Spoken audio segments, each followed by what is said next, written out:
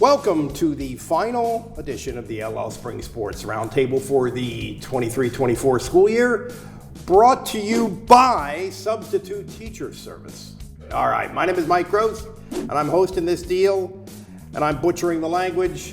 And to my left is Jason Guarente, and to my right is Jeffrey Reinhardt, and we're going to talk about clean up the last of high school sports for this year, and then a little bit of big picture about this school year overall. So let's start with Hempfield, state baseball class 6A champion, defeated LaSalle College of Philadelphia 3-2 in the championship game up at Penn State.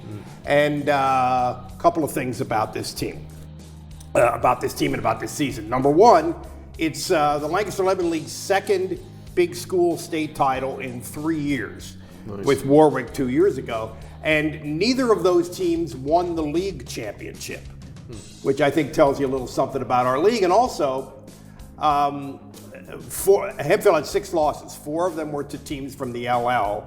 One of them was to Governor Mifflin, which won the 5A That's right. state title. So, you know, for the 6 losses may be a little deceptive in that sense. And our league continues to stamp out good teams and good players in this particular sport. And, you know, Hempfield played some really high-powered teams with a lot of college commitments on them, big time. LaSalle, of course. It's like the Philadelphia Catholic League in basketball. They, you know what's going on there, right? But consistently, they made fewer mistakes than anybody else in these big games, which is what really impressed me. Baseball's a really chokeable sport, I think, and they didn't. It was pretty impressive, because, a sharply hit ground ball that's here is a double play. If it's where Jason is, it's a 2-run single. I mean, that's baseball. But you leverage your opportunities if you put the ball in play and don't give outs away. And Hempfield absolutely did that. And then they had this heroic pitcher, Brody Gebhardt, who pitched a great game in the final and a no-hitter in the quarterfinals. So a pretty cool thing to watch and cover. Hempfield state champs. I think when we previewed this last week, I think I said to you, they just don't seem fazed by this, whoever they're playing, with the stats and the recruits and all that. They just go play. And there's so many little moments in baseball. This fastball's in the outside corner. Do I take it or do I swing at it? You got to make a pitch. You got to throw a strike sometimes. You got to throw it in the dirt sometimes. There's so many little things like that. It's very chokeable, and they absolutely did. There you go. Good for Hempfield. Is there another sport where the LL competes at the big school PIAA level in boys besides baseball? It seems like maybe that's our best sport at that level. Maybe it is, and that what you just said, plus the number of kids we send to college. It might be the best. You could argue field hockey. For girls, but for boys, football, we're not playing for 6A state championships 2 out of 3 years. The occasional district champ that goes to states but doesn't win the state game. And again, it's big schools. Big schools. That's a good point. Anyway, we also had some big time stuff in volleyball. Yes, since last week. A state finalist, Mannheim Central Barons go to the 2A state final. They beat Exeter in the semis, and Exeter beat Mannheim Central 3-0 in the district final. That kind of fired up Mannheim. They come back, they get another shot at Exeter. They beat them 3-2 in the state semifinals in a unbelievable match. Went 5 sets. Exeter led 10-6 in the 5th, and Mannheim came back and beat them. So they were up at Penn State last weekend on Saturday against Meadville. Central is down 2-1 in the 4th set.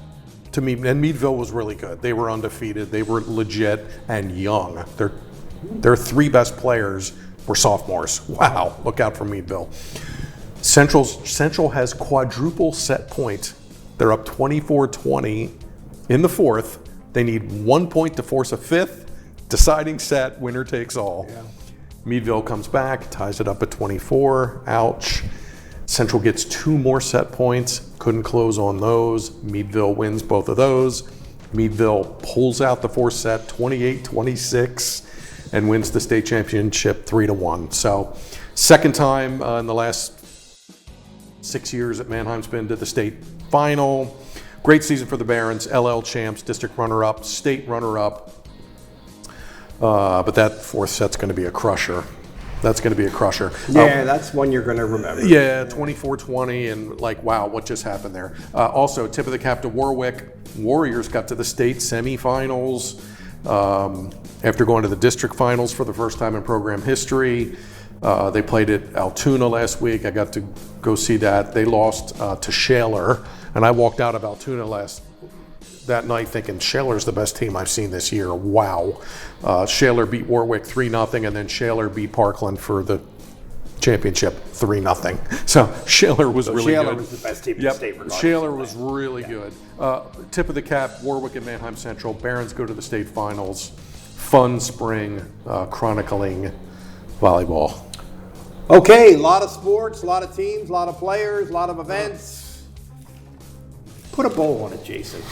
Start us off. Piece of cake. I know it's the last thing you wanted me to say, but I'm saying It's a blank slate. I'll say what I think is the most underrated story, at least of the fall sports season, was Warwick boys soccer starting undefeated, going through the entire league schedule and to the district semis undefeated, untied. Wow. They almost went the entire league schedule without allowing a goal. That's amazing. Unheard of. Yeah, that's hard to do, man. And then they lost in the semifinals to Township, whom they had already played twice and beaten twice, and that was the end of the run. But that to me was remarkable and the most interesting thing I saw in the soccer season. I think about the people, right, who made the season, like Ethan Benny at Penn Manor, elevating the boys basketball team, which had been down for so long, and scoring his 1,000th point at home and taking them to the semifinals. And they were this close to playing for the league championship, which they haven't done forever. I think And about that game with Warwick, that was one of the best games I saw all year in any sport. That I was about to say that phenomenal night, the last second shot to win. Warwick goes to the league final. Could have easily been Penn Manor, and then Cedar Crest, of course, won the league championship. I think about Columbia winning a district championship against Trinity as the underdog. Yeah. Artie Poindexter and Braylon Miller and Jordan Poole and those seniors sort of beating the odds. And when you win a basketball title at Columbia, it's a little different than other big deal. places. It's a big deal. That means so much to the community there, and it's so small and tight-knit, and everybody knows each other. And when I was here decades ago, I used to always wonder what it would be like to see Columbia win a district title, and then this year they were able to pull it off. So that sticks out in my head. Manheim Township field hockey getting within one goal of a state championship. They won districts and leagues for the first time. You know, Jess Schellenberger, who won at Donegal, is now doing the same thing at Township, and they're going to be in the running for state titles going forward. It's, you know, it's a blur when it's happening, right? There's another game and another story, and then you go back and you think, wow, look at all the things that we saw, you know, and what a privilege it is to kind of be there for these moments. I mean, I watched the video of Hempfield's final pitch in baseball, and I'm thinking, like, that's just mad. That's like lifetime memory stuff right there. That's pretty cool. It's magical, and to be able to be there and watch it, you know, it's a privilege, right? I remember Jess Schellenberger when she was Jess Rose at Warwick all those years ago. Yeah. Little Jess Rose, she was feisty and in the middle of everything. Yeah. And I remember thinking to myself, this kid, she's going to come back and she's going to be involved. And I could see her coaching someday. And she's taken Township field hockey. Yeah. I mean, wow. I mean, this forever was Which for Warwick a long time was one of the few sports that they were not. Yep, it was Warwick, and it was Donegal, and it was Penn Manor, and now it's Township. And I think they have kids coming back, and Jess they're going is to be phenomenal. great. Yeah. I think some of that is Township is just great at sports. So the athletes are in those halls. Look at what Township did this year in all of their sports. Look what they did in the spring, lacrosse again. Township had an amazing year. And football. Maybe the most That's dominant. on my list over here. The most dominant Section 1 football season. Phenomenal, historically great. Yeah. Well, I think Hempfield baseball is the team that, for me, at least the team that I covered, that was the most interesting and compelling, and of course to win that state title was remarkable. And you know, I got to go to Du Bois, which was really a privilege. That's awesome. You get to go to fun places. I was in Altoona the other night. Fun places. But and then the other team that springs to mind is one that we're going to allow Jeffrey to talk about. Girls basketball, near and dear to my heart for 30 years. Lancaster Catholic had an unbelievable winter. They were great. We all saw them. We all covered them. They only had 2 losses, and the 2 teams that they lost to played in the 6A state championship game. So that's how good Catholic was. Charlie Detz just has this calming influence about him and the way he teaches kids and coaches We up hope kids. his back pain is eased. Oh, because Charlie. that was he was really suffering. hurting. He was hurting at Hershey. Yeah, he was really suffering. Hopefully he gets his back taken care of. But they were amazing. And that was a Kraft, culmination. Bolesky. That was a group that you could see coming and coming and Yes. coming, and they kept grinding away at it, and they got to the finish line. Yep, after they lost to Dunmore last year, I remember walking out of Martz Hall thinking, oh man, they got everybody back and now they're motivated. And they have Bolesky and they have Kraft, who are unbelievable leaders. Catholic was amazing. Section champ, league champ for the 17th time, district champ for the 21st time, which is a record, and another state title. So they were phenomenal. A couple more girls basketball memories. The twins at Columbia, Bree and Brooke Draghi. Seems like they were just freshmen.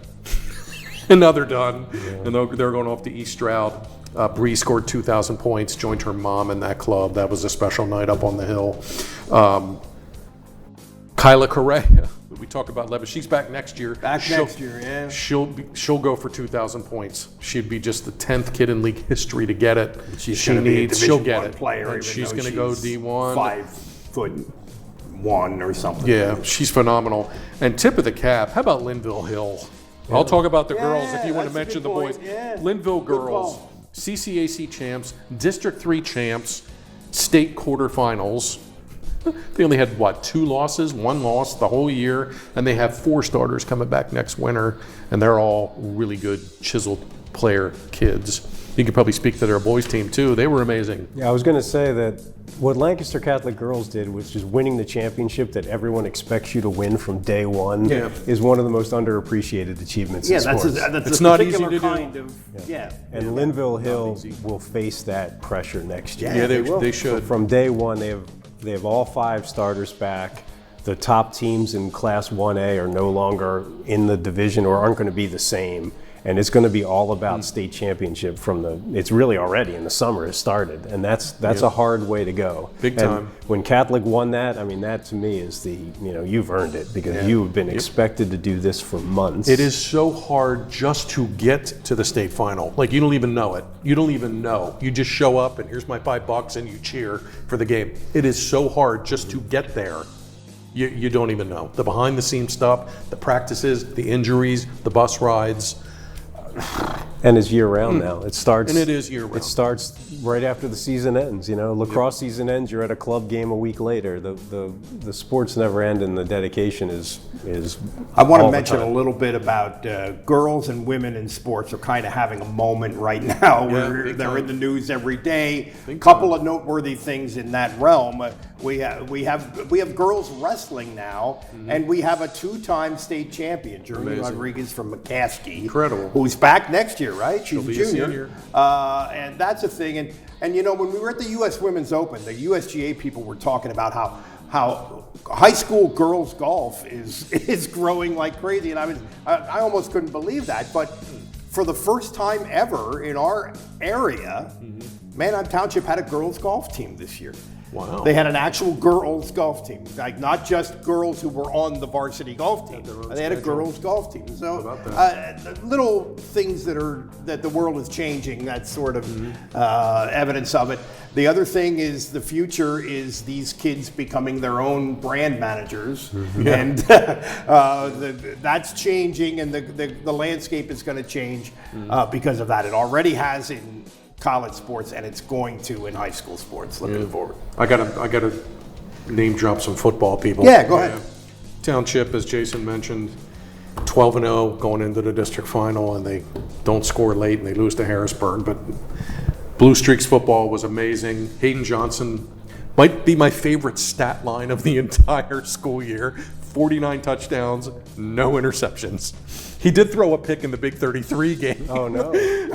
But he also threw 2 touchdown passes, so that would give him 51-1 if that game counted. You count the Big 33 game. Kennel 25 touchdown catches. Enterline 25 touchdown catches. Cocalico back-to-back 5A district champ. Beat Wyo, snapped Wyomissing's long winning streak.